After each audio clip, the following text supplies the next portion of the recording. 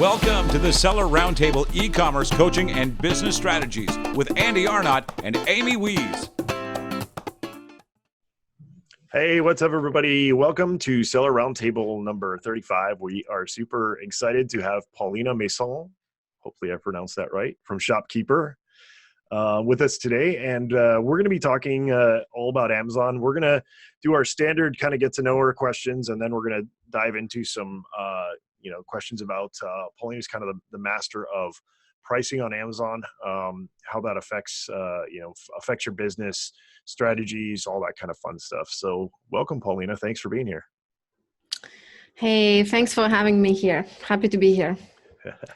All right. So what we always do is we start out, kind of get some background from you. If you do not want to answer anything, you can opt out. But we're interested in, maybe give us some background on like where you're born, where you live now, things you did in the past, college, school, family, kind of anything you want to share about who you are up to this point.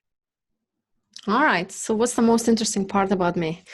I guess the most interesting part is that I am a software developer, being a girl. So there was two of us in the 500 people class. So there was 498 men in the software development class that I was in, and there were two women. And so I was easy to get a date is what you're saying. Yeah, and software developers are not the kind that you imagine. Right, but you have 498 to choices. Sift through, right? Right. I don't know why. It wasn't on my mind, I guess, at that time. You're looking for a musician, probably, right? If you show me a guitar, it works. Okay, all right. Sorry to interrupt. Continue. So I'm a software developer by background. So I've been always, making little tools for myself to make my life easier.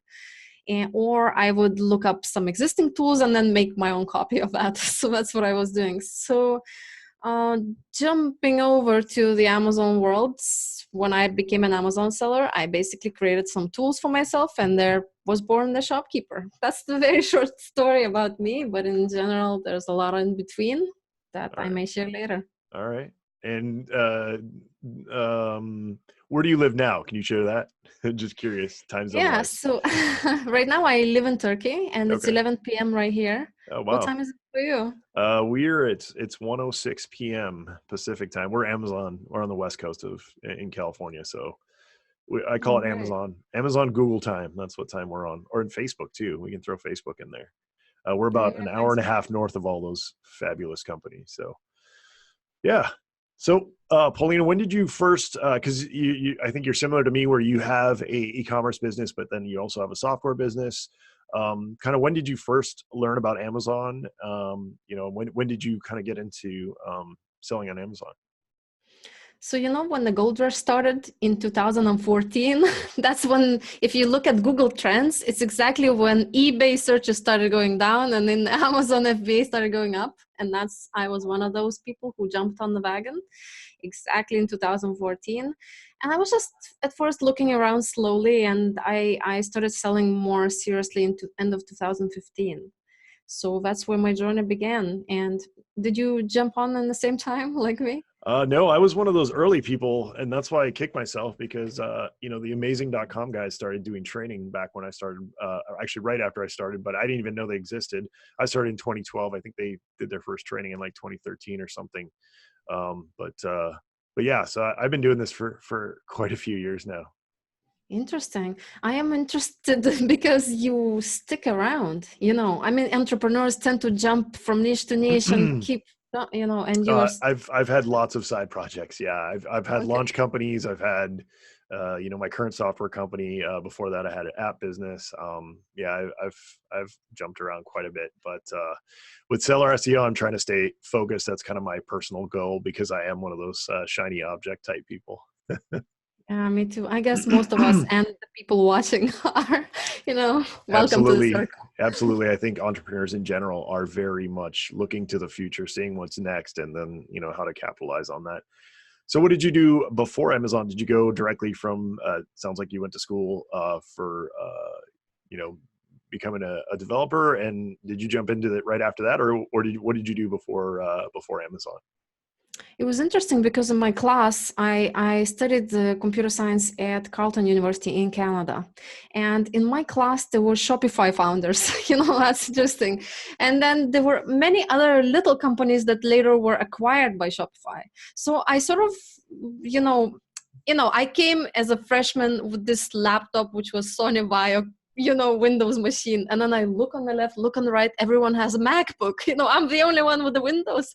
And I'm like, okay, I gotta get a MacBook. So I basically learned everything I know from those guys. They bootstrapped their businesses, and I started doing affiliate marketing online. So it's been a while before Amazon that I already had a couple businesses, and I've tried all types of digital marketing and info marketing and pop unders and all of these other digital things. And many of these things are actually transferable, from business to business. And the more years go by, the more you have a feelers, what's going to work, what's not going to work. So you get better at it. The first project that I started was an app for contests, moms who enter contests, to sort of automate it, for them. And that completely failed. I ordered from, outsourced it to India, and then they just delivered some mumble jumble code. That didn't work. So yeah, I've spent a lot of money on some random projects, and some of them worked and some of them didn't. And eventually I discovered e-commerce, and Amazon came about.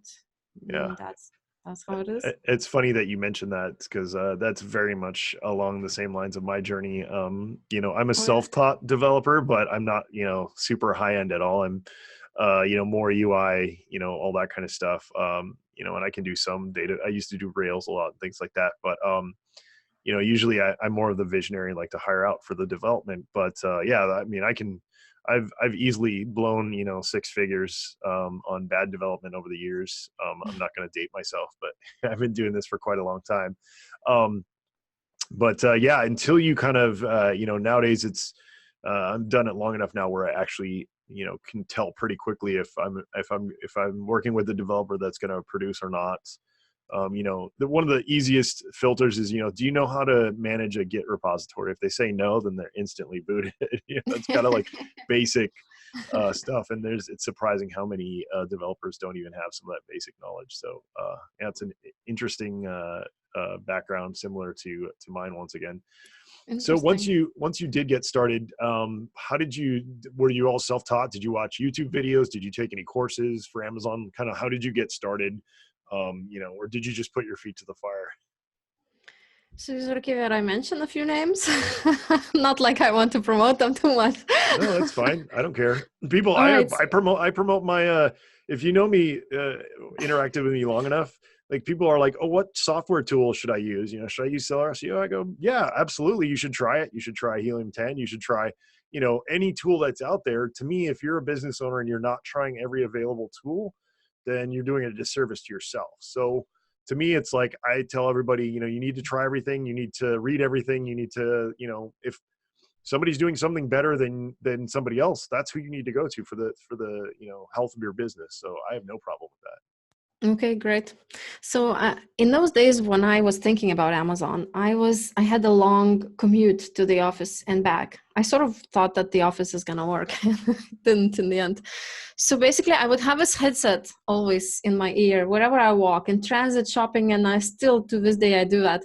And basically all kinds of podcasts go in here. So whatever I am interested in, so at the time was Amazon, and that's what I listened to. So, Amazing Seller, Scott Walker. Mm-hmm. There was later, Manico started his own AM/PM podcast. So the biggest podcasts that were at the time about Amazon, that's what I was listening to. And it's interesting that the way my mind took that information, so it was so much, information together that it's really hard to quickly consume it. But so I would just keep listening. And then one important thing comes up, something that hit my mind. Oh, yeah, I should do that to this product that I'm thinking about. So I connect the two dots, and then suddenly I sort of phase out. Whatever he keeps talking, I don't hear anymore. All I'm thinking about is okay, now I'm going to connect this, what he said, and then do this. But I cannot disconnect him because it somehow takes away the flow of my. So I keep him in my ear. He keeps talking, and I generate these ideas. And that's how I basically I had always kept this product line niche in mind, and I kept listening to new things, and then, dots connecting, and just added, okay, I'll do this, because I knew nothing how to promote, how to launch, how to, get reviews, all of these things. So, okay, we'll do that here. This gonna work, this gonna work, because when you're just starting, you have no idea what's gonna work. And there's 101 things that you can do. But if you try all of them, you will not really succeed at any because you're going to do a little bit of everything. And then there's this other guy, Andy, is going to do just one thing 100%, 100 times. So look how far he's going to get. And I'm going to be doing a little bit of everything. So it's much better to just grab something that you think that podcaster said this works, confirmed by some other social proof from Amazon group, Amazon seller group on Facebook. And then you're doing those, so you're sort of searching for that social proof. That's exactly what I was doing, mining that information, trying to see which is the true way to success. And still my first product failed pretty much. So, I guess, that's how it goes. It was just the product that I ordered from AliExpress just to try. I didn't know at that time that there is 1688.com, which I recommend to new beginners right now, instead of going to AliExpress. Because if for those who are listening and don't know yet, well, 1688 is like the origin source almost, which is in China. And then AliExpress takes the price like 3 times the price, and then resell on Amazon 3 times the price. So basically go to the bottom source, except that you'll have to Google translate everything, what you're searching for. Yeah, we use 1688. We use Alibaba, but we use 1688 to get the price so that we can go back to the people on Alibaba and go, oh, we know that this is how much it's selling for. Send them the 1688 link. That's a good point. But you also made some other great points where, depending on what podcast you listen to, what, YouTube person you're listening to, everybody's going to have different opinions. And, just because it worked for that person doesn't mean that it's going to work for you, vice versa. So, like you said, you need to put that data together and then pick a few things and then test it yourself. Don't just blindly believe that that's, what's going to work. Even everything we talk about on here, I've always told you guys, this is our experience. This is, what works for us, but you guys should always be turning dials. I always tell you guys turn dials. And I absolutely think that the most successful Amazon sellers, that's what they're doing every day. They're testing new stuff. They're seeing what works. And you also have to not only test stuff, but then you have to look at the data afterwards. If you just test something and then walk away from it, that's, going to do you no good. You have to actually dig into the data and see, what worked, what didn't work, and things like that. So, and I don't mind you mentioning Scott at all, because Scott, we're coming for you. No, we've made some great progress on this podcast in a very short time. So we're super excited about that, and there's room for everyone. I mean, like I said, you're going to learn, something from Scott. You're going to learn something from Manny. You're going to learn something from us. You guys should be, trying to get as much of that information as you can. We're of course biased. We think we give you guys the best stuff here, but we want you to test and listen to others and see if that's true or not. So, Paulina, once you got started with Amazon, what was kind of your biggest challenge? Kevin, who's in the audience right now, he's, having a horrible time with hijackers. Early on, we had kind of a similar experience where you just want to pull your hair out sometimes with Amazon. Especially sometimes dealing with seller support, you feel like you're not getting any support. You feel like you're just getting the template reply just to get rid of you. So did you have any experiences like that? What kind of, issues, problems, hurdles that you faced when you started your business? Yeah, I had lots. So, all right, one of them, for example, so I totally mismanaged the inventory, and that ate a lot of my profit in terms of storage costs. And that's common, I guess, for new sellers, but also 2 years in the business, I was still mismanaging the inventory.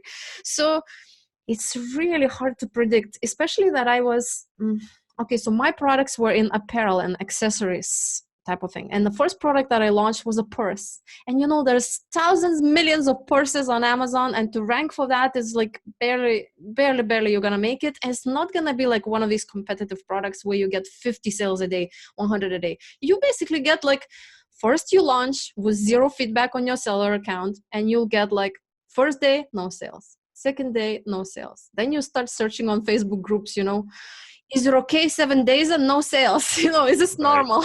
You start searching, and then, okay, 11 days and no sales, and then you start. So, and I sent 100 units. And then on that point, to me, it was like a lot of investment, and Right. then, Right. and then 17 days, no sales, what is this? And I'm gonna, and then 18th day came, there was a sale, and then 2 days later, another sale. And then it started rolling and rolling. And in Christmas, I sold 100 units a day of that item, Yeah. There was a purse for little girls, so Christmas actually sold a lot. And I just didn't know on that Christmas, ordered more on the other Christmas. So you go and you learn, So big mistake I made was I sent too much inventory at first. So I sent whole 100 units. And that 100 units, if you sell like 2 units a week, it takes forever to sell out. And it's really, really slow grind. So I thought, okay, so how can I grow? It's either the marketing or adding more products. Adding more products costs a lot of money. So I started adding little bit, 20 units each product. So what I did next is I took from AliExpress existing item, and I asked at that time, it wasn't a sourcing agent. Right now I work with her. She's my sourcing agent. But at that time she worked for a trading company. So I would ask that trading company to take the samples from AliExpress themselves, basically make an order of those different items and just change the material. So I can already tell you what it is, because since I'm not selling that line anymore. So it was simply different types of bags, like like boxes, like for makeup, not boxes, but how to say those like zip, zip compacts bags, or I know what you're saying. My wife uses right? one. Just like little Yeah, it's containers. And like about that deep and about, yeah, and it's got a zip around it and you put your makeup in there. right, and Yep. there's like makeup dividers and things. So makeup organizer basically, and then hairbrush organizer, and then all these girly things. And I sent them all these bestseller ones to them. And I told them, okay, replace the material to be clear. So change the material not to be the this like that, but just PVC material. And PVC has to be thick enough, and then make all of them and just send me a sample. So it became completely different product, right? It Mhm. was this material one, like a synthetic makeup bag. And then I made it hard cased PVC material. And then on the edges, everybody who's doing PVC clear bags, they're all doing with black edges, So instead I made it with silver edges. So basically it silver hologramic, like what girls like, not boring black, So I basically just took an existing product, completely reinvented it. It's the same thing, but nobody was doing that at all. And some material that nobody was doing for that product. And I told them, so buy 20 different ones and send me all the samples. And then I ordered 20 each. So basically 400 units came to Canada at that time to me. And I then labeled them myself and shipped to Amazon, to, to sell. And then from those 20 different things, I saw one right away. One was like 1-star product, another 1-star product. So a few of them were winners, and then just eventually I thought, that's a good tactic. I could do that and just slowly go by not attack those high competing products, but go into small things that nobody even goes to. There's millions of makeup bags, who wants to make another makeup bag, Actually, if you make like 5 sales a day, every day, and you have 20 of those going, it's pretty good business, I mean, you just have to micromanage everything. You build systems, build processes, and it's all very, very nice business. So I really liked working in the small niches, not to have to fight with anyone, have enough space to breathe, and yeah. Well, once again, it's pretty similar story. That's kind of exactly how we did it. And we actually have a course that we've been teaching people on, like, how to test products in small quantities. If you guys, I don't know if we've ever mentioned it on the podcast, because we try to keep minimal selling on the podcast, but if you guys want to check that out, there's a short link. You can just go to tiny.cc/sourcing small, and it's a course that will show you guys kind of that same process. And that's how I started, and that's why we've been teaching it. Is, it's exactly what you said, Paulina, is going, instead of going and ordering 5,000 units of some product you found on Jungle Scout that you think is going to work and, be negative 10 grand, It's, going to AliExpress and sourcing 20 products, 10 or 20 items at a time and testing it, actually testing the market and figuring out if that's going to, those products are going to work or not.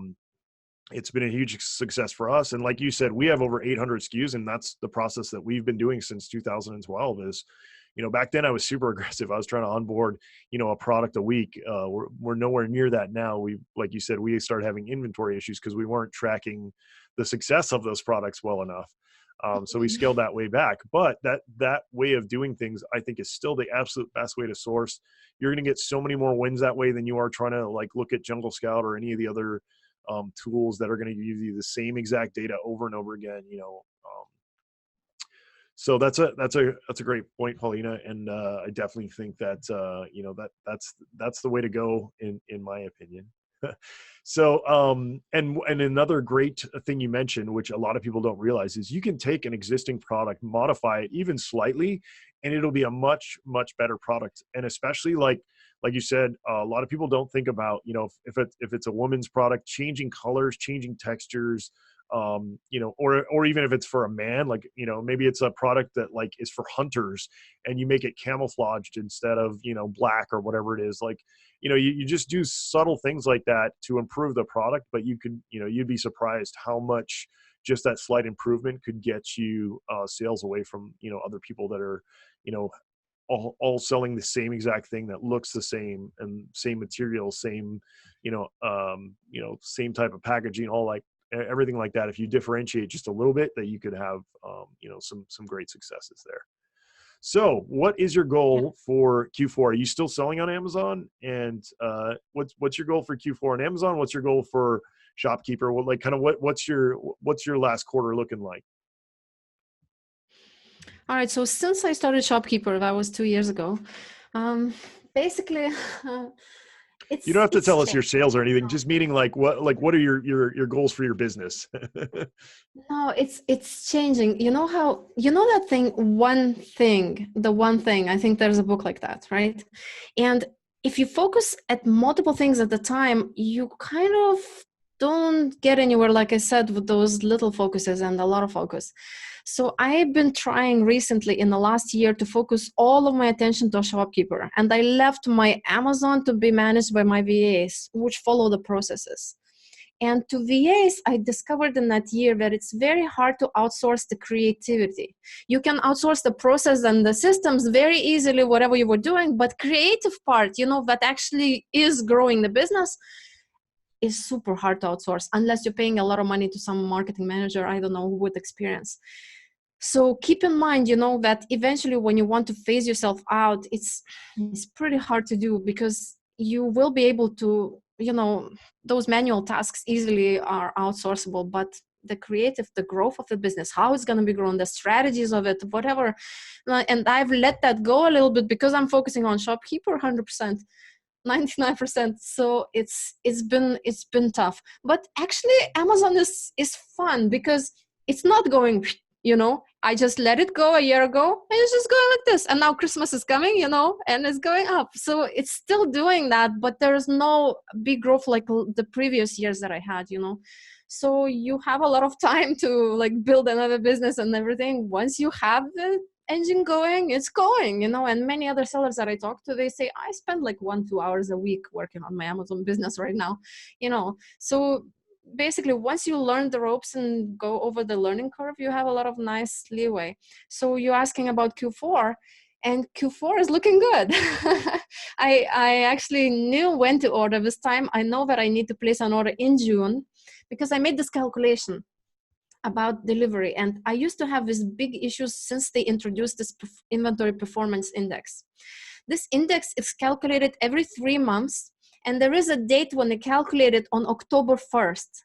And on October 1st, they look at the last 3 months of your performance and judging the 2 weeks before October 1st and then 2 weeks some other middle of the period. And then they judge from those 2 weeks before October 1st, how much space you're gonna have for Q4. So basically, once I discovered that, now I know that I have to bring it after October 1st. Because what happens? If you bring your inventory for Q4 just before October 1st, then you suddenly ruin that ratio. There's this ratio that they calculate how much you have in stock and how much it's selling, and suddenly you brought 5,000 units, in stock, and it's selling not so much, and they check the last 40 days, whatever, the ratio becomes very, very low, and that means they may limit your inventory exactly from October 1st. So that's the one trick that I learned that you could keep in mind for the next year. Maybe now it's too late, that you should send all your inventory to arrive after October 1st. And in my case, it takes me June 1st to make an order, then a few months to produce, few months to on the ship, and so on. So basically it arrives after October 1st. And it's just this week is getting into, so the import unloaded from ship and just waiting for Amazon to take it in. So that's when, we are gonna, so now I'm like waiting very much, because the sales are also starting to go up, and I want the stock to be not to run out, because if you run out a little bit, it still drops a little bit in rank. In my case, I don't know, it does come back, but it takes this little hiccup to come back. I don't like that hiccup anymore.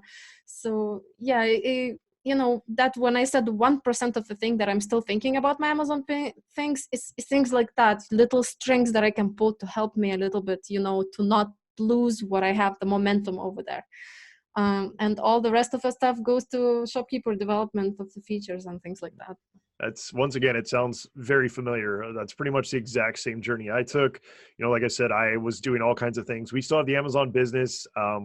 Just like you, we don't dedicate a ton of time to it, but it's sort of on autopilot in the sense that, just like you, it's pretty steady. And then Q4, we get crazy. And we also have gotten really good at staging our inventory. So, we have our first batch like hit right around now, and then we stage it again. So the next batch hits in 20 or 30 days. And then, that kind of continues throughout the whole season. So that lets us avoid the storage fees. Luckily, I don't know if it's because we started, so earlier because of the volume of sales that we have, but we have unlimited storage, which is pretty amazing. Yeah. We have unlimited storage for a while now, actually. So I guess we're lucky. I didn't realize that they were still doing limits on storage. They do if you drop below 350, I think, performance index. So if you've been doing bad and you're trying to recover. Yeah, so we're always like over 700. We've gotten, it's great. just, once again, I think it's because we've been doing this for so long. And our other trick is that we have our own warehouse, so we might order, say, for example, like one of our products, our big Christmas products, we should order 20,000 units. So, out of that, we maybe send like 8 or 10 to Amazon, and then we keep the rest in our warehouse, and then we watch stock. And then as it, moves, we can tell pretty quickly how it's going to work. And then we can send more from our warehouse. So that makes it really, work out really well. Not only that, but then we back it with seller fulfilled Prime. So if it ever does run out of stock there, we can still, ship on our own. But getting Q4 down, like inventory wise, is super, super important. And the longer you're doing it, the better, tricks that you're going to have for it. Paulina, you must absolutely, if you've not listened to the book yet, because it's been a game changer for Amy and I, is Clockwork. It's Mike Michalowicz. I'll write that down. It's one of the best books I've read, and I've read a lot of books over the last few years, in self-improvement and things like that. But they talk about in that book, the queen bee role, which, like you said, it's kind of the one thing, like, you always have all these different functions in your business, but you identify what, in your business is like the main function, like the main thing that you need to do to be successful. And then everything else kind of falls to the wayside. I mean, you still do it, but it doesn't get all the energy. You either outsource it or, pare it down or whatever. Anyway, just if you get a chance, definitely listen to that book. Mike's going to have to write me a check because I mentioned his book so much. He's going to be on, I think, in February of next year. That's how far it is to book him. But check that out, Paulina, and let me know how that works for you. Okay. It was a game changer for us. Thanks for recommendation. Yeah, of course. Thanks for tuning in to part 1 of this episode. Join us every Tuesday at 1 p.m. Pacific Standard Time for live Q&A and bonus content after the recording at sellerroundtable.com. Sponsored by the ultimate software tool for Amazon sales and growth, sellerseo.com and amazingathome.com.